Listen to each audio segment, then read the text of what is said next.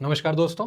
आज हम द भारत प्रवाह के ऊपर एक ऐसे टॉपिक के ऊपर बात करने वाले हैं जिसने देश की जनता को दो हिस्सों में बांट दिया है। वो है द धुरंधर मूवी का जो अभी रिलीज हुई है। एक तरफ वो लोग हैं जो इस मूवी को आंख खोलने वाला सच बता रहे हैं और दूसरी तरफ वो लोग हैं जो इसको प्योर प्रोपेगेंडा और इलेक्शन स्टंट बता रहे हैं। तो आज की हम इस वीडियो में अंकित सर के साथ उन्हीं सवालों पर चर्चा करेंगे जो लोग पूछना चाहते हैं लेकिन खुलकर पूछ नहीं पा रहे हैं। वो है कि क्या ये मूवी हिस्ट्री है या ये मूवी सोशल इंजीनियरिंग का एक टूल है। तो ऐसे ही इन सवालों पे बिना लाग लपेट के हम उनकी गहराइयों तक जाते हैं जो कि सोशल मीडिया और पॉलिटिकल गलियारों में शोर मचा रही हैं। सर, आपका बहुत बहुत स्वागत है। नमस्कार भैया। हम आपसे पहला सवाल ये पूछना चाहते हैं, क्या ये मूवी इन मूवीज़ का इलेक्शन कैलेंडर के साथ कोई मेलजोल है क्या, कि हमेशा ये मूवीज़ इलेक्शन जब आसपास होते हैं तभी आती हैं? नहीं, ऐसा नहीं है कि इलेक्शन आसपास होते हैं जब ही आती है। एक्चुअली इलेक्शन हमेशा आसपास होते हैं। हर साल इस देश में 3-4 जगहों पे चुनाव होते हैं। बिल्कुल। तो आप बताइए इलेक्शन कब पास नहीं है? और आप ये बताइए, मैं आपसे नॉर्मली पूछता हूँ, ये फिल्म कब रिलीज होनी चाहिए थी फिर? बताइए आप। हाँ, नहीं, पिछले साल भी इलेक्शन थे, इस बार इलेक्शन है, फिर अगले साल फिर इलेक्शन होंगे। तो इलेक्शन तो हमेशा चलते ही रहते हैं। तो आपका कहना है कि इलेक्शन से इनका कोई इलेक्शन कैलेंडर से इसका कोई लेना देना नहीं है किसी भी प्रकार से? क्योंकि पिछली बार भी धुरंधर बनाई थी, उससे पहले भी एक बार मोदी जी के ऊपर मूवी आई थी, कई तरीके की इस तरीके की मूवी जैसे उरी आई थी। लोगों के दिमाग में ये सवाल हमेशा बना रहता है कि देखो फिर से इलेक्शन के टाइम पे देखो ऐसी मूवी ले आए। तो इलेक्शन ना तो मोदी जी का आ रहा है और ना योगी जी का है, ना ही अमित शाह जी का है। किसका इलेक्शन है? बंगाल का इलेक्शन आ रहा है, असम का भी है, ऐसे कई स्टेट्स का इलेक्शन है। तो इलेक्शन के लिहाज से देखना एक गलत बात है। और अगर आपको लगता है कि इलेक्शन की वजह से आ रही है, तो मोदी जी तो कह रहे हैं कि वन नेशन वन इलेक्शन कर दो, सारे इलेक्शन एक ही बार में करा लो। बिल्कुल।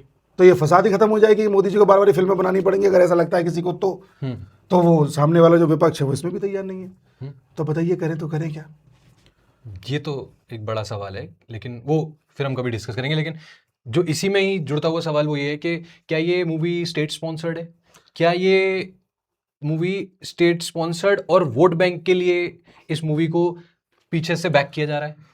आप एक बात बताइए, आपको ऐसा क्यों लगता है कि ये स्टेट स्पॉन्सर्ड है या सरकार ने इसमें पैसा लगाया है, सरकार इसको लेकर के आई है? आपको ऐसा क्यों लगता है? क्योंकि मूवी के अंदर कई ऐसी बातें करी गई हैं जिससे कि ऐसा लोगों को प्रतीत होता है कि सारी वो अच्छाइयाँ दिखाई गई, जैसे कि नोटबंदी की बात करी गई या फिर अननोन गनमैन की बात करी गई। उस टाइप की सारी चीज़ों को इसके अंदर दिखाया गया है कि दाऊद की देखो हालत बहुत बुरी है, खस्ता है, देखो क्या हालत कर दी है। उस तरीके से मतलब नरेटिव जो है वो उस तरीके से बनाने, ऐसा मैं नहीं पूछ रहा हूँ, ऐसा लोग पूछ रहे हैं। क्या इसमें कुछ वो है? देखिए, मैं अपनी बात स्टार्ट करूं, मेरे पास सारे साक्ष्य हैं। मैं हवा में बात नहीं करता, विद फैक्ट बात करता हूं। अब इसमें किसी को पसंद आए या ना आए, जिसको नहीं आएगा वो कुछ बोलेगा, कोई अंधभक्त बोलेगा, कोई कुछ बोलेगा, बट विद फैक्ट बात करूंगा। वो लेवल तो लगते रहेंगे, उसकी कोई टेंशन है ना? हाँ, बिल्कुल। बट आप मुझे एक बात बताइए, एक छोटी सी बात मैं आपसे पूछ रहा हूँ। इस फिल्म पे तो मैं चर्चा ही नहीं कर रहा अभी, एक छोटी सी बात पूछ रहा हूँ और आप लोगों से भी पूछ रहा हूँ। आपने कई बार सुना होगा, आपने भी, कि अकॉर्डिंग टू हिंदू माइथोलॉजी, ऐसे स्टेटमेंट देखे हैं बिल्कुल बिल्कुल सर, कि हिंदू माइथोलॉजी के अनुसार हमारा दिमाग खराब ये हो चीज जाता है। ऐसे है, वो चीज वैसे है। बिल्कुल। हिंदू माइथोलॉजी शब्द आया है मिथ से, मिथ से बना है माइथोलॉजी। मिथ होता है झूठ, कोरी कल्पना, एक कल्पना, काल्पनिक चीजों को मिथ कहा गया है। यानी कि हिंदुओं की जो संस्कृति रही है या जो हिस्ट्री रही है उसे माइथोलॉजी कहा जाता रहा है। कभी आपने सुना है इस्लामिक माइथोलॉजी? नहीं। या क्रिश्चियन माइथोलॉजी? बिल्कुल नहीं। क्यों नहीं सुना साहब? ये है प्रोपेगेंडा। प्रोपेगेंडा की असली जड़ आपको यहां से दिख जाएगी। बिल्कुल। आपके धर्म को माइथोलॉजी कह करके पहले ही आपके दिमाग में बैठा दिया कि आप खुद एक कल्पना हो, काल्पनिक हो। ये है प्रोपेगेंडा। तो जब आपके दिमाग में ऐसी सोच भर दी गई है तो आपको फिल्म भी प्रोपेगेंडा लगेगी, आपको ये सरकार द्वारा स्पॉन्सर्ड लगेगी, आपको ये इलेक्शन के आसपास की लगेगी, आपके अंदर हर वो डाउट क्रिएट होंगे जो हो रहे हैं। तो समस्या वहां जड़ में है। अब आपका दूसरा सवाल कि साहब इसमें दाऊद को कमजोर दिखाया है, भारत सरकार की अच्छाई दिखाई है, नोटबंदी को जस्टिफाई किया है, और भी कोई सवाल? हर जगह पाकिस्तान पिटता हुआ ही दिख रहा है। ये मेरे सवाल नहीं, लोगों के सवाल है। हर जगह पाकिस्तान पिट रहा है, उसका मतलब बिल्कुल ही जीरो कर दिया। हमारे यहाँ ऑपोजिशन पार्टीज की भी कई बीच में क्लिपिंग्स दिखाई गई हैं, हालांकि रियल क्लिपिंग्स नहीं थी, बट हाँ, नोटबंदी के टाइम पर जो चिदम्बरम साहब के बेटे का वो दिखाया गया है। हालांकि किसी ने बोला नहीं, लेकिन वो खुद ही आके उस लपेटे में बैठ गए कि अरे मेरे बारे में बात हो रही है। लेकिन इस तरीके की चीज़ें दिखाई गई हैं।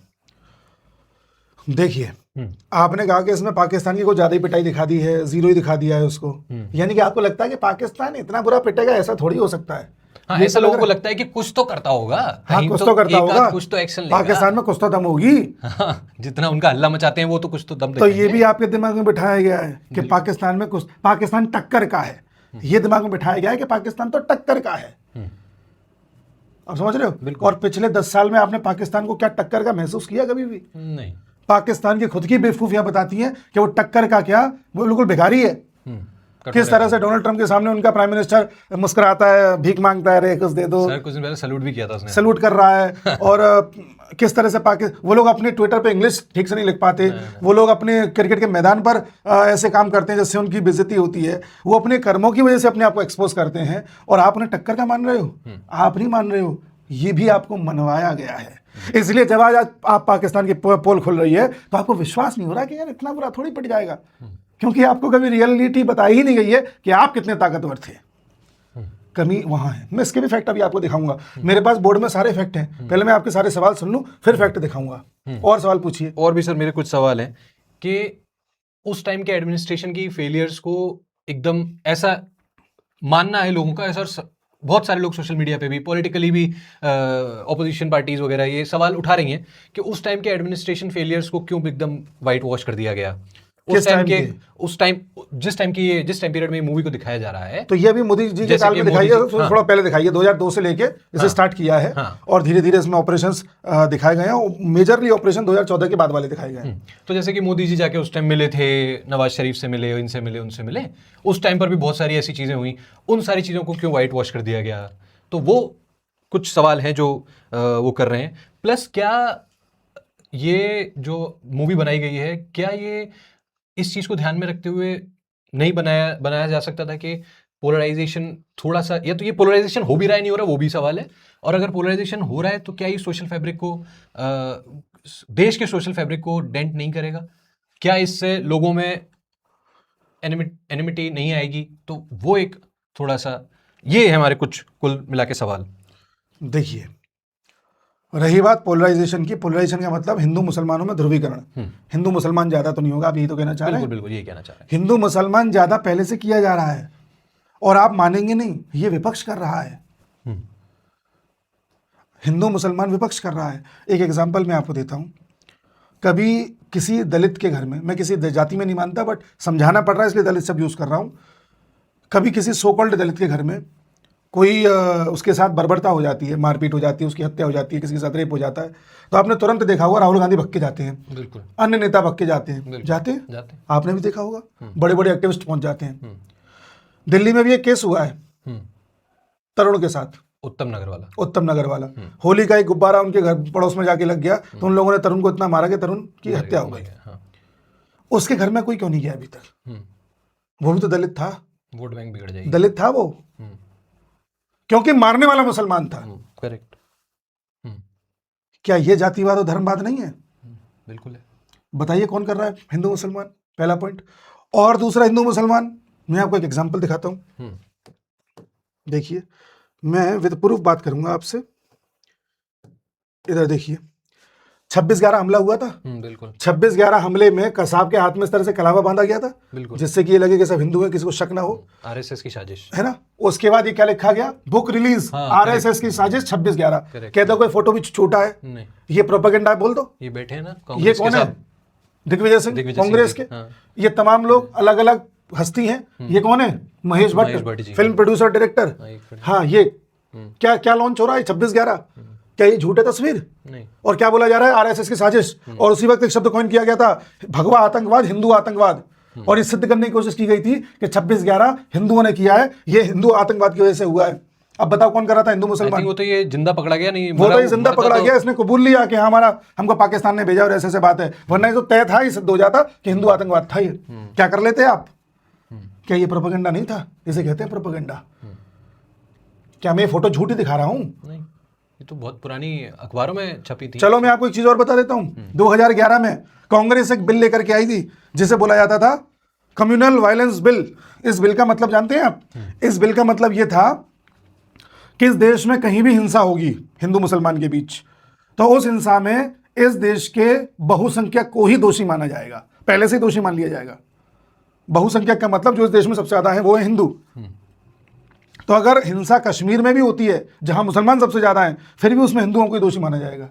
ये कम्युनल वायलेंस बिल था, चेक कर लीजिएगा। फिर विपक्ष ने इतना ज्यादा विरोध किया कि कांग्रेस ने इसको पीछे लेना पड़ा, वरना ये बिल भी रिलीज वो बन जाता, वो विधेयक बन जाता। और दोस्तों आपकी जानकारी के लिए बता दें, बहुसंख्यक में सारी जातियां आती हैं, हिंदू यानी सब, सिर्फ और वो जाति के हिसाब से नहीं था, वो हिंदुओं के हिसाब से था। हाँ, तो क्या ये प्रोपेगेंडा नहीं था? बिल्कुल सर, प्रोपेगेंडा है। अब हिंदू मुसलमान कौन कर रहा है? तो साहब हिंदू मुसलमान विपक्ष करता आया है। विपक्ष ने कभी हिंदुओं को हिंदू नहीं बोला, हमेशा जातियों में बोला कि ये दलित है, ये ब्राह्मण है, ये उच्च जाति है, ये निम्न जाति है, ये फलाना, ये ठिकाना है, और मुसलमानों को हमेशा मुसलमान बोला, जिससे कि वो वोट बैंक बिखर ना जाए। तो हिंदू मुसलमान कौन कर रहा था? बिल्कुल। और हिंदू कोड बिल जवाहरलाल नेहरू के टाइम पर कि हिंदुओं के लिए अलग नियम, मुसलमानों के लिए अलग नियम, ये सिर्फ इसी देश में है, बाकी कहीं नहीं है। किसी देश में माइनॉरिटी के लिए अलग नियम, कायदे कानून, और मेजोरिटी के लिए ऐसा नहीं है, ये भारत में ही है। तो ये हिंदू मुसलमान की जड़ किसने स्टार्ट करी थी? ऑपोजिशन, नेहरू ने। और वहीं से निकल के आया ये कांग्रेस कि साहब एक मुसलमान 10 शादी भी कर सकता है, एक मुसलमान ट्रिपल तलाक, तीन बार तलाक बोल करके तलाक भी दे सकता है। क्या जस्टिफाइबल था? क्या एक मुस्लिम महिला को तीन बार तलाक बोल दो और वो चली जाए, इसे आप जस्टिसेबल मानते हैं? सर इसको तो छोड़ो, व्हाट्सएप पे 3 बार लिखने पे भी व्हाट्सएप पे 3 बार लिखने पे हो जाता है। क्या ये न्यायपूर्ण है, न्याय उचित है? फिर जब विधेयक आता है ट्रिपल तलाक का, सरकार लेके आती है कानून, अभी मोदी सरकार, तो उसे आप कहते हो कि ये तो साहब हिंदू मुसलमान कर रहे हैं। अरे हिंदू मुसलमान तुमने पहले किया था, उसे ठीक कर रहे हैं कि तुम उस महिला के साथ गलत ना करो। कोर्ट ने, सुप्रीम कोर्ट ने वो शाहबानो केस में ये बोला था कि शाहबानो को ट्रिपल तलाक दे दिया था उसके पति ने, तो कोर्ट ने ये बोला था कि उसके पति की जिम्मेदारी है कि शाहबानो को हर महीने कुछ मुआवजा दे। कोर्ट ने ये कहा था। इस बात पर मुसलमान चढ़ गए, तो फिर राजीव गांधी की सरकार ने कानून ला करके इसे पलट दिया कोर्ट के फैसले को, और कहा कि नहीं ऐसा कुछ नहीं है, कोई मुआवजा नहीं दिया जाएगा। क्या ये वाजिब था? तो कौन कर रहा था? हिंदू मुसलमान, बताएं। यूसीसी, हमारे आर्टिकल 44 में लिखा हुआ है कि होना चाहिए इस देश में यूसीसी, यूनिफॉर्म सिविल कोड। क्यों नहीं हो पाया पूरे देश में अभी तक? कौन कर रहा था? हिंदू मुसलमान, बताइए। और आप इस पिक्चर पे मर रहे हैं, बताइए आप। हिंदू मुसलमान क्या हो रहा था, अब आपको मैं बताता हूं। देखिए, इस टॉपिक पर मैं आऊंगा, चलो मैं पहले बता देता हूं आपको। फिल्मों में, जैसे आप अभी प्रोपेगेंडा फिल्म बता रहे हैं धुरंधर को, हमारे यहाँ पर ये जो जिहादी वर्ड है, इसने पिछले 60-70 साल से हमारे दिमाग में ये भरा है कि कैपिटलिज्म बेकार है, सोशलिज्म बड़ा अच्छा है। आप गौर कीजिए, अमिताभ बच्चन की इस दौर की फिल्म है, 70 के दशक की फिल्म है। अमिताभ बच्चन को क्या बनाया जाता था? मजदूर, प्रताड़ित मजदूर, जो फैक्ट्री के मालिक से लड़ रहा है, कंपनी के ओनर से लड़ रहा है, और इस तरह से दिखाया जाता था कि ये हीरो है और वो विलन है, कंपनी का ओनर। क्यों? क्योंकि वो कैपिटलिस्ट है, पूंजीवादी है, पैसा लगा रहा है। और सोशलिस्ट व्यवस्था को आगे बढ़ाने के लिए इनको प्रताड़ित दिखाया जाता था। सोशलिस्ट की अवधारणा कौन लेके आया था? नेहरू। फिर यूएसएसआर के साथ संधि करी थी इंदिरा गांधी ने। तो उस सोशलिज्म को, किस देश में समाजवाद होना चाहिए, फिल्मों के जरिए प्रमोट करवाया जाता था, इस तरह के रोल्स तैयार करवा के। तो ये कौन कर रहा था? उस समय के नेता लोग। इनसे पहले भी फिल्में आई हैं, मदर इंडिया आई है, 2 गज जमीन आई है, और पाकीजा आई है। ऐसी न जाने कितनी फिल्में हैं जिसमें सोशलिज्म को प्रमोट किया गया है। तो कौन कर रहा था? क्या ये प्रोपेगेंडा नहीं था? बिल्कुल था। जिस समय चाइना ने 1978 में अपने यहाँ पर एलपीजी रिफॉर्म्स तैयार कर दिए थे, प्राइवेटाइजेशन लेकर के चाइना आ गया था, वहां पर हम 1976 में, यानी चाइना से जस्ट 2 साल पहले, अपने संविधान में बदलाव करके क्या लिख रहे हैं? हम सोशलिस्ट इकोनॉमी हैं। क्या ये प्रोपेगेंडा नहीं था? ये था देश के फैब्रिक को खत्म करने वाली बात। किशोर कुमार जी ने एक गाना कोई गा दिया था ऐसा, जिसके चलते किशोर कुमार को 4 साल तक बैन करवा दिया था इंदिरा गांधी ने इमरजेंसी में। ये था प्रोपेगेंडा। कोई लेखक अगर जवाहरलाल नेहरू के बारे में कुछ टिप्पणी कर देता था, नेगेटिव टिप्पणी, तो उसका प्रकाशन बंद करवा दिया जाता था। यह था प्रोपेगेंडा। और छोड़िए साहब, बिल्ला नंबर देखिए, 786, बिल्ला नंबर 786। क्या प्रमोट किया जा रहा है कि तुम बिल्ला नंबर 786 पहन के जा रहे हो तो तुम्हें गोली नहीं लगेगी। इसमें एक और चीज भी प्रमोट की जा रही थी कि ये हिंदू होकर ये मंदिर में जाएंगे और मंदिर में इनकी बात पूरी नहीं होगी। अमिताभ बच्चन मंदिर में भोलेनाथ से कहते हैं कि मैं आज तुम्हारे दर पे कभी आता नहीं हूँ, आज आया हूँ, ऐसे करके कुछ था। मेरी भगवान से लड़ाई चलती है, मैं तो बिल्ला नंबर 786 तो पहन लेंगे, लेकिन मंदिर में घुसेंगे नहीं। ये इससे लोगों के मन में बैठ गया ना धीरे धीरे कि अच्छा मंदिर में जाने से कुछ नहीं होता है, ये तिलक टीका तो ये बेकार घोंसला है। हाँ, और हमेशा जो भी ऊपर पूंजीवादी बैठा होगा, सोशलिस्ट जो वो कैपिटलिस्ट आदमी बैठा होगा, वो हमेशा हिंदू होगा जो हाँ। कि प्रताड़ना दे रहा होगा, हाँ। और नीचे वाला एक उसे कोई ना कोई सेठ बताया जाएगा, कोई हाँ। कुछ सेठ का नाम ले लो, कुछ भी याद नहीं वो अब अपन फिर जाति में जाना पड़ेगा, हाँ। उस तरफ जाना नहीं तो चाहता, साहब, ठीक है। ये था प्रोपेगेंडा। एक चीज और बताऊं, फिल्म थी काजोल और शाहरुख खान की, कुछ कुछ होता है, बिल्कुल। जिसमें जो बेटी होती है शाहरुख खान की, बड़ी बेटी है ना, जाने कुछ कुछ होता थी या कोई और फिल्म थी शाहरुख खान की, जैसे वो बेटी होती हिंदू है, लेकिन जब कुछ मामला फंस जाता है तो जाकर के नमाज पढ़ रही है। हाँ हाँ हाँ, वही थी ना, कुछ कुछ होता वही है। थी। हाँ, वही थी। तो वो हिंदू है, पढ़ पढ़ने नमाज रही है, नमाज पढ़ने लग जाती है, ये और उसकी था। दुआ कबूल हो जाती है। और कबूल हो जाती है। ये है प्रोपोगेंडा, ये है प्रोपोगेंडा। और देखिए, तो मैं ये कह रहा था कि 1960-70 के दशक में तो ये सोशलिज्म वर्सेस कैपिटलिज्म फिल्मों के जरिए प्रमोट किया जा रहा था। फिर 80 के दशक से ये बिल्ला नंबर 786 और ये सब स्टार्ट कर दिया गया था। ये चलता रहा, फिर उसके बाद से लगातार चलता रहा। और 90s के दौर में जब ये दाऊद इब्राहिम का दौर चल रहा था, एक के बाद एक हमले हो रहे थे, यहाँ पर गुंडागिर्दी फैल रही थी, तब फिल्मों में भी इस तरह से डकैत के, गुंडागिर्दी के रोज दिखाए जाने लगे थे कि किस तरह से बंदूक लेकर के चल रहे हैं, राइफल लेकर के चल रहे हैं। इसको ग्लोरीफाई किया जा रहा था, क्योंकि उधर जस्टिफाई करना था दाऊद इब्राहिम को। और उसी वक्त संजय दत्त पर टाटा लगा था। AK-56 मिली थी, 47 मिली थी घर में, जिसके चलते संजय दत्त को बाद में जेल भी काटनी पड़ी थी। संजय दत्त ने माना भी था कि मेरे से गलती हुई है, कई साल जेल में रहते हुए। तो ये क्या था? प्रोपेगेंडा। 1993 में मुंबई में ब्लास्ट हुए थे, दाऊद इब्राहिम ने करवाए थे। बाद में CBI ने माना था इस बात को कि जो डी कंपनी है दाऊद की, उसके लिंक्स हैं बॉलीवुड के साथ, और वो अपना पैसा बॉलीवुड में लगाती है, CBI की रिपोर्ट में है। फिर 1997 में T सीरीज के मालिक गुलशन कुमार की हत्या करवा दी थी दाऊद इब्राहिम ने, क्योंकि वो एक्सटॉर्शन नहीं देते थे, पैसा रंगदारी नहीं देते थे। फिर सन 2000 में ED ने अपनी जांच में कहा था कि बॉलीवुड में ब्लैक मनी को वाइट किया जाता है। और उसके बाद न जाने ऐसे कितने डायरेक्टर थे, एक डायरेक्टर थे शायद भरत शाह, उनके लिंक्स पाए गए थे छोटा राजन के साथ। फिर बाद में पाया गया कि उनके सबूतों का अभाव है, छोड़ दिया गया, वो तो आप जानते ही हैं। बट किस तरह से बॉलीवुड में इन सब का उठना बैठना रहा है वो हम सब जानते हैं। ये देखिए, तो उस टाइम पर तो ये लोग पिक्चरों में भी इन्हीं के लिंक्स से ही जाते थे कि ये किसी के photos अच्छे लिंक है तो वो ये फोन आता था कि भाई इसको रोल दे दो, देना है, सलमान खान तुम इसको रोल दे दो, शाहरुख खान तुम इसको रोल दे दो। आप फोटो देखिए दाऊद इब्राहिम के साथ किसकी फोटो दिख रही है आपको, ये देख लीजिए आप। दाऊद इब्राहिम, ये देखिए दाऊद इब्राहिम, ये देखिए फिल्मी सितारे। दाऊद इब्राहिम दुबई में पार्टीज ऑर्गेनाइज करता था, ये सब जाते थे। इन्होंने तो अपने इंटरव्यूज में खुल के बताया है कि मैं मिला था और मेरी बातचीत भी हुई थी। हाँ, ऋषि कपूर ने बताया। हाँ, और आप कह रहे हो कि दाऊद इब्राहिम को कमजोर दिखा दिया है, इस वजह से प्रोपेगेंडा है। साफ प्रोपेगेंडा तो वो है जो 70 साल से हमारे दिमाग में भरा जा रहा है फिल्मों के नाम पर। क्या आप जानते थे कश्मीर फाइल फिल्म से पहले कि कश्मीर में इस तरह से कश्मीरी पंडितों के साथ हुआ है? अलग अलग कश्मीरों पर फिल्म आई है, कश्मीर पर अलग अलग फिल्में आई हैं, और हर बार कश्मीर को ऐसे दिखाया है कि कितना शांतिप्रिय क्षेत्र है, कितनी खूबसूरत वादियां हैं, कितने अच्छे लोग हैं। कभी नहीं बताया कि यहीं पर इन्हीं लोगों ने कश्मीरी पंडितों को मार के भगा दिया था, उन्हीं के घरों में रह रहे हैं वो, उन्हीं के घरों में वो लोग रह रहे हैं। ये था प्रोपेगेंडा। क्यों नहीं बताया किसी ने? और जो बता दे वो प्रोपेगेंडा हो गया, झूठा हो गया, मोदी द्वारा बनवाई गई पिक्चर हो गई, इलेक्शन के लिए पिक्चर आई है, ये हो गया। क्या आपके सवालों का जवाब मैं दे पा रहा हूँ? बिल्कुल आप दे पा रहे हैं। कुछ साल पहले सर एक मूवी और आई थी सलमान खान की, उसमें सलमान खान की टीम होती है और एक ISI की टीम होती है, एक था टाइगर। हाँ, और जीतने के बाद वो एंड में बोलता है कि भाई अब तू भी फहरा दे अपना झंडा। तो भारत का और पाकिस्तान का झंडा इकट्ठा पैरेलल ही फहराया जा रहा है। भारत और पाकिस्तान को पैरेलल रखने का प्रयास करते हैं ये जिहादी बुड वाले, कभी भी नोट करना।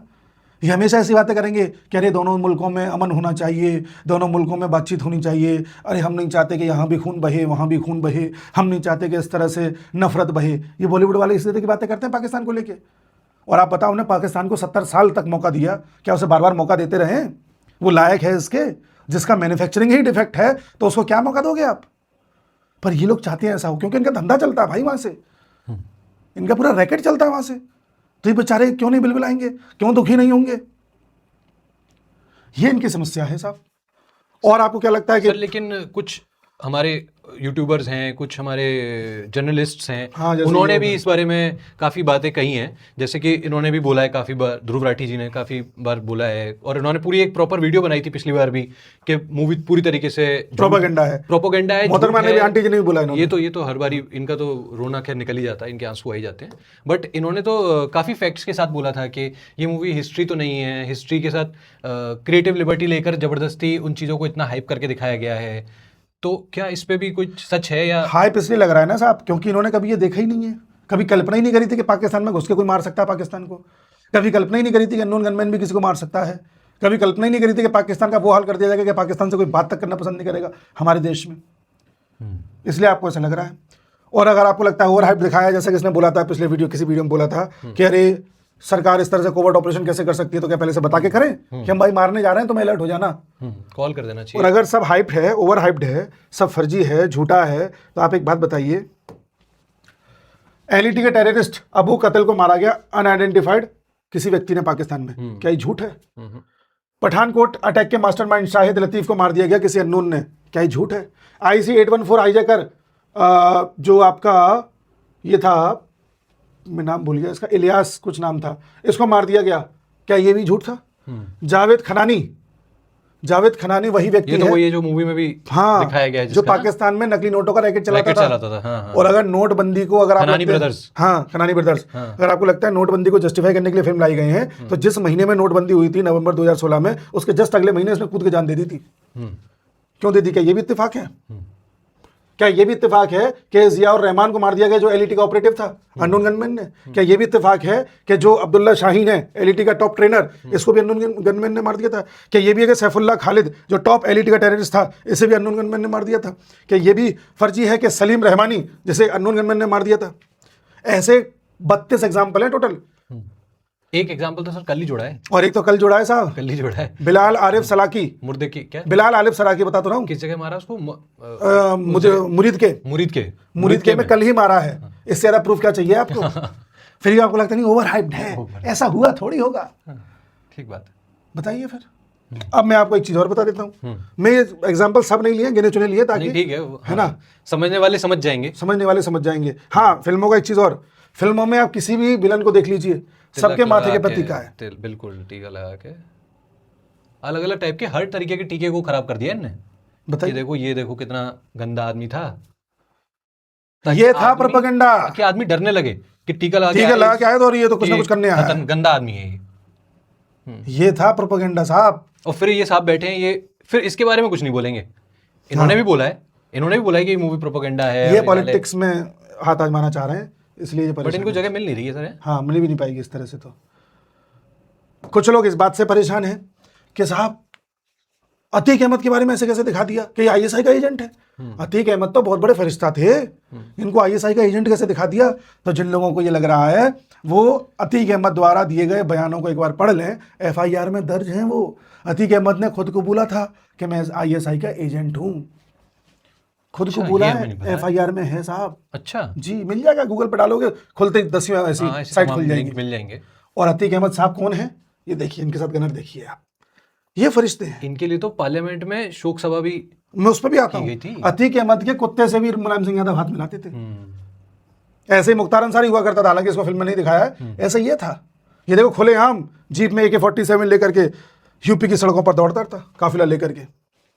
इनकी भी खराब हालत करी गई। ये भी जेल में सड़के ही मरे, मर गए ना। हाँ, सब ये अब ये जो जितनी भी स्थितियां हैं, ये कोई ओवर हाइप्ड, काल्पनिक, अरे जरूर से ज्यादा दिखा दिया, ऐसा नहीं है। ये समझो जरूरत से कम दिखाया है। इनके कारनामे बता देंगे तो शर्म आ जाएगी सुनने में।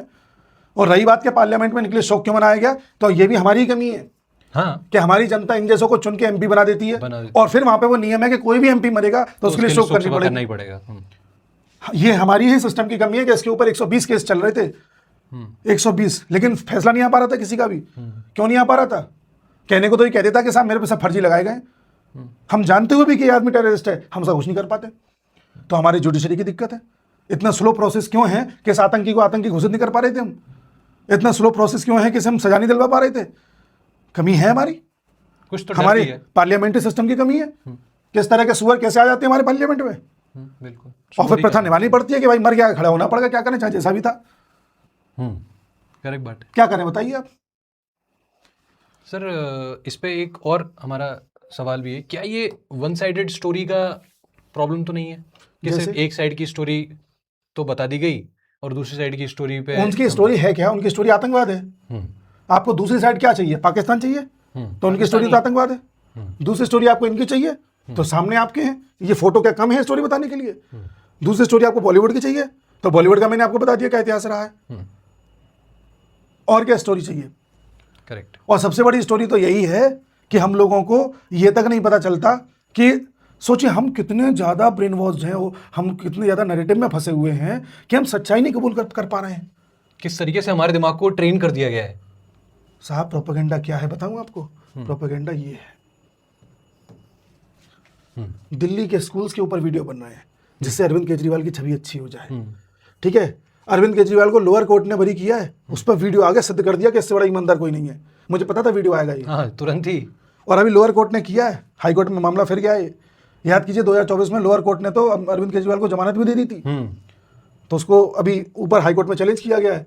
जब दिल्ली का चुनाव होना था, डॉक्यूमेंट्री आई थी केजरीवाल के ऊपर। हाँ, बिल्कुल। 31 मिनट की डॉक्यूमेंट्री आई थी, बढ़िया फिल्म आई गई थी। बढ़िया फिल्म बनाई गई थी। क्या किसी ये बड़े डायरेक्टर ने प्रोपेगेंडा बनाई नहीं थी? बताओ। ये प्रोपेगेंडा नहीं था।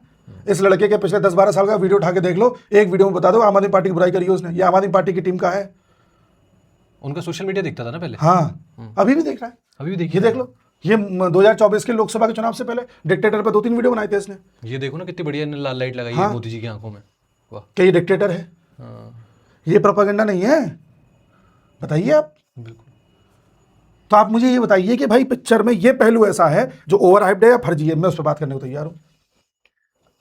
जैसे कि जिस तरीके से ये बंदा घुसा अंदर, हमजा मजारी, जो भी उसका रियलिटी में, कहने को तो ये भी पूछा जा रहा है कि क्या ये कोई रियल लाइफ कैरेक्टर है, क्योंकि बेस्ड ऑन ट्रू इंसिडेंट्स लिखा हुआ है। ये जो हमजा अली नाम था, हमजा हमजा था, अली मजारी। हाँ, ये रियल में कौन था ये अभी तक पता नहीं चल पाया है।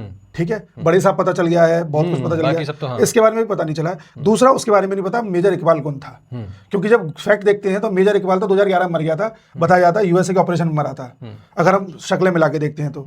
बट उसके ऑपरेशन हमने देखा है कि वो 2022-23 तक भी जिंदा रहा है वो। तो एक्चुअली मेजर इकबाल कौन था ये नहीं पता चल पा रहा, जो पाकिस्तानी था। और ये हमजा मजारी कौन है ये भी पता नहीं चल पा रहा, शायद ना भी पता चल पाए। किस तरीके से हमजा मजारी, एक इंसान, एक हिंदुस्तानी अंदर घुस गया और वो नीचे से लेकर ऊपर तक चला गया।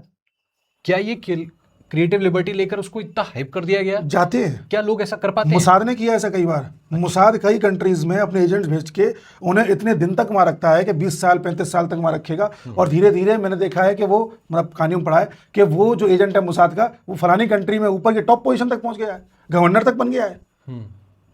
हमारा भी कोई एक थे ना जो वहां पे जाके मेजर या किसी बड़ी रैंक पर पाकिस्तान हाँ, आर्मी में नाम चले याद गए नहीं आ थे। रहा, कई थे, होते हैं ऐसा, बड़ी बड़ी पोस्ट पे जाते हैं। एक थ्योरी तो ये भी आई थी अभी 1 साल पहले कि जो डोनाल्ड ट्रंप है वो रशियन एजेंट है। रशिया ने प्लांट किया था 1978 में, अच्छा, 1978 में। ये एक थ्योरी है और एक जेन्युइन पर्सन ने दी थी। तो क्या लगता है आपको कि वो सही में उसी तरफ जा रहे हैं यूएस को लेकर? काम तो वही कर रहे हैं भैया, देख लो, अब काम तो वही कर कि रहे हैं। एंड में निकल के आया कि बड़ी बड़ी स्पाई फिल्मों को आप देखिएगा, स्पाई की रियल लाइफ स्टोरीज को आप पढ़िएगा तो आपको पता चलेगा मुसाद ने, CIA ने और रशियन KGB ने ऐसे कई ऑपरेशंस किए हैं जहां पर अपने एजेंट को दूसरे देश में भेजा है और वो अंदर ही अंदर अंदर ही अंदर अंदर ही अंदर उस देश के टॉप पोजीशन तक पहुंच गया है और वहां जाके कानून ही बदल दिया उसने। मुझे एक सीरीज बताई थी मेरे एक दोस्त ने, पता कौन सा देश था, मुझे वो देश याद नहीं आ रहा, कि वहां पर एक लड़की को भेजा जाता है और वो धीरे धीरे धीरे धीरे वहाँ 20 साल 25 साल 30 साल में टॉप पोजीशन तक पहुंच जाती है और पहुंच करके फिर वहां पर कानून बदल देती है और ऐसा कानून कर देते हैं कि मुसाफिर जा करके अपने अन्य ऑपरेशंस बड़ी आसानी से कर सके। ऐसी RNAW की भी बहुत सारी स्टोरीज हैं। ऐसे रॉ की भी कई स्टोरीज हैं, तो वो लेकिन भी आज तक कभी नहीं, सामने but आई सामने नहीं आ पाती हैं क्योंकि कोई क्लेम नहीं करने को राजी। ऐसे ही सर दूसरे और भी इंसिडेंट्स हैं मूवी के अंदर, जिस तरीके से हमने ये क्या बोलते हैं, नोटबंदी को जस्टिफाई किया पूरी तरीके से कि किस तरीके से नोटबंदी बंद की गई और उससे सारे ऑपरेशंस एकदम से बंद हो गए, जिसपे कि इनकी भी कई वीडियोस आई कि नोटबंदी तो जीरो थी। इनके हिसाब से तो हमारी फंड पॉलिसी जीरो है, इनके हिसाब से हमारा प्राइम मिनिस्टर सबसे बेकार है अब तक का, इनके हिसाब से हमारे जयशंकर साहब को इस्तीफा दे देना चाहिए। तो इनका हिसाब पूछ कौन रहा है कौन ये, कौन है ये? 99 ऐसा किसी बीजेपी के साइड के किसी बंदे ने बोल दिया था इंटरव्यू में गलती से शायद, या उनके मुंह से निकल गया 99% नोट वापस आ गए वापस आ गए वैसे ही। तो क्या उससे अगर इस तरफ देखोगे तो क्या ये ओवर हाइप्ड नहीं है, या फिर वो सच है या ये सच है, या फिर क्रिएटिव लिबर्टी देखेंगे तो थोड़ा थोड़ा मिक्स करके सब कुछ सच ही है? आप एक बात बताइए, हम ये कह रहे हैं कि वो सच है, ये सच है क्या नहीं है, ये नोट बंद करने से सब ठीक हो गया? सब ठीक नहीं हुआ है। क्या ये इतने ऑपरेशन करने से 32 लोगों को अननोन गनमैन ने मार दिया सब ठीक हो गया? नहीं हुआ है। क्या भारत ने 2 स्ट्राइक कर दी थी, एयर स्ट्राइक कर दी, सर्जिकल स्ट्राइक कर दी, सब ठीक हो गया? नहीं हुआ है। क्या मोदी सरकार आने के बाद कोई आतंकी हमला नहीं हुआ? खूब हुए हैं। क्या मोदी सरकार आने के बाद में बिल्कुल पाकिस्तान तबाह हो गया? नहीं हुआ है। लेकिन 2 चीज़ें हुई हैं। पहला, पाकिस्तान एक्सपोज्ड हुआ है, जिसको आप बहुत सीरियसली ले रहे थे ना, बहुत टक्कर का मान के चल रहे थे, अब आप समझ गए वो नंगा है। पहला। दूसरा, आप ये समझ गए कि आप जिस दिन चाहोगे उसको खत्म कर दोगे, पर आप ये जानते हो खत्म डायरेक्टली नहीं करना, दूसरे तरीके से करना है। ऐसे करना है कि हमारा नुकसान ना हो, क्योंकि खत्म करने जाओगे आपका भी कुछ तो नुकसान होगा, चाहे धन का हो, चाहे वेपन्स का हो, या हमारे आर्मी मैन का हो। उसके अलावा सारी चीजें छोड़ो, आप मुझे एक बात बताओ, आपको नियत में खोट नजर आ रहा है कहीं बनाने वाले की? सरकार की? नहीं। सरकार की नियत तो यही है ना कि देश की सुरक्षा, देश की सुरक्षा पहले। हाँ। इसमें आपको कोई शक है? नहीं। बस इसमें भरोसा रखो। बाकी सरकार के फैसले कई बार गलत भी होंगे, कई बार हो सकता है फैसले ले लिए थे ये सोच करके सब ठीक हो जाएगा, लेकिन दोबारा से फिर वैसे ही हो गया। कई बार ऐसा भी होगा कि बैकफायर कर जाएगा कोई डिसीजन, कई बार ऐसा भी होगा कि सरकार ने सोचा कुछ हो कुछ गया, बट नियत में खोट नहीं है, ये आप मान के चलिए। नियत में खोट ये होता है, देखिए मैं आपको दिखाता हूं, ये है नियत में खोट। नियत में खोट वो होता है जब 26/11 आपके देश में हो जाता है और आप पाकिस्तान को जवाब तक नहीं देते। आपकी फौज तैयार खड़ी है, आपकी फौज कह रही है कि हम पाकिस्तान को जवाब देने के लिए तैयार हैं, लेकिन मनमोहन सिंह कहते हैं अरे छोड़ो, रहने दो, हम नहीं कर पाएंगे। ये नियत में खोट है। नियत में खोट वो होता है जब आप कम्युनल वायलेंस बिल लेकर के आते हो, ये नियत में खोट है। तो सरकार की कभी ये मत देखो कि 100% स्ट्राइक रेट है कि नहीं, वो किसी की नहीं हो सकती। हमेशा ये देखो क्या नियत साफ है, क्या मोदी की नियत ऐसी है कि इस देश को बर्बाद करना है। अगर आपका जवाब है कि नहीं ऐसी तो नहीं है, तो बस साथ खड़े रहो। कई बार सरकार के डिसीजन आपको 5 साल बाद समझ में आएंगे कि डिसीजन क्यों लिया था। कश्मीर में धारा 370 में बदलाव किया था 2019 में, लेकिन उसकी तैयारी कर दी थी स्टार्ट 2014 से। 2014 में जब बीजेपी ने वहां के पीडीपी महबूबा मुफ्ती के साथ मिलकर के सरकार बनाई थी, तभी से उसकी कब्र खोदना स्टार्ट कर दिया था। पर उस समय लोगों ने बीजेपी का बहुत विरोध किया था कि महबूबा मुफ्ती का तुम तो विरोध करते हो और उसी के साथ सरकार चला रहे हो, अरे तुम तो दोगले हो। 5 साल तक बीजेपी उसको सहती रही, लेकिन जिस दिन ऑपरेशन कर दिया 370 हटाई, उस दिन समझ में आया कि किया क्यों था। तो कई बार लॉन्गर ऑपरेशंस लंबे समय में समझ में आते हैं। ऐसी स्थिति में सिर्फ नियत पे ध्यान दें कि नियत क्या है। अभी भी एक चीज पर लोग वो करेंगे कि साहब डॉलर देखो और रुपया देखो, $1 में 94 रुपये हो गए हैं, सबसे कमजोर हो गया है रुपया, और आप नियत की बात कर रहे हो। तो मैं आपसे ये भी कह रहा हूं कि आप 5 साल रुक जाओ, $1 में 10 रुपये हो जाएंगे। न हो जाए तो बताना, वीडियो आपके सामने है। मैंने तो एक प्रेडिक्शन सुना था कि 4 रुपये पे भी आ सकता है, कहीं भी आ सकता है। मतलब बहुत टूटेगा, ताड़ा टूटेगा डॉलर, अभी देखो आप। और उसके टूटने का मतलब है रुपये का उठ जाना। तो जो जियोपॉलिटिक्स को फॉलो कर रहे हैं, एक एक चीज पर नजर बनाए हैं, हिस्ट्री पढ़ रहे हैं, उन्हें पता है कि ये चीजें बाद में समझ में आएंगी। उसी प्रकार से अब जब ये उर्दू वोट, जिहादी वोट जो भी है, ये जो कचरा है, इस कचरे का जब पोल खुलने लगी है तो सब लोग एकदम चीख रहे हैं, चिल्ला रहे हैं कि क्यों हो रहा है। पर आप भी जानते हो, हम भी जानते हैं कि धुरंधर आती है तो 1000 करोड़ कमाती है। धुरंधर रिवेंज मुझे लगता है 1500 करोड़ कमा लेगी। अच्छा बिजनेस कर जाएगी। कश्मीर फाइल्स कमा लेती है, केरला स्टोरी कमा लेती है। तो बॉलीवुड वालों को भी समझ में आ गया है कि पब्लिक सब जानती है और क्या चलेगा और क्या नहीं चलेगा। तो अब यही कितना भी चला लो तुम प्रोपेगेंडा, कि ये प्रोपेगेंडा है, वो प्रोपेगेंडा है, तुम जितना प्रोपेगेंडा कहोगे पब्लिक उतना सर्च मार के लोग बोल रहे हैं कि इस बार फिर से एजेंट को बुला लिया आपने, आदित्य धर ने, मूवी प्रमोट कराने के लिए।